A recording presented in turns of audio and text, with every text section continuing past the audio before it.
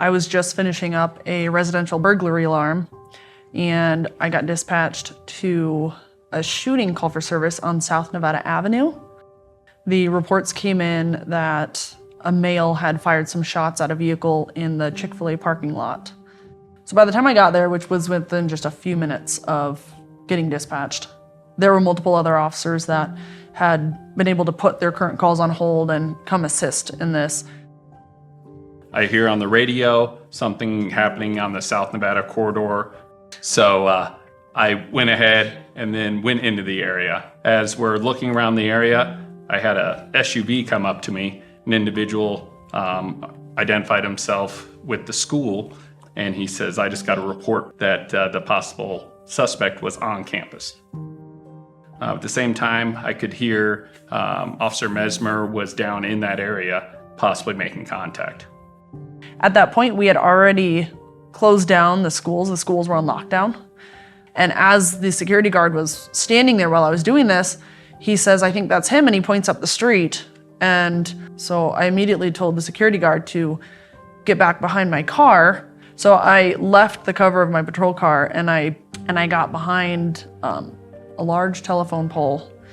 And that's where I made verbal contact with this suspect, started giving him orders, which he refused. And when he pulled out that gun from his right pocket, it was surreal. As the individual went around the corner, he eventually ended up back on a back street, and actually they engaged the suspect, gave him orders, once again didn't comply, and then they had to engage him and then fired several shots.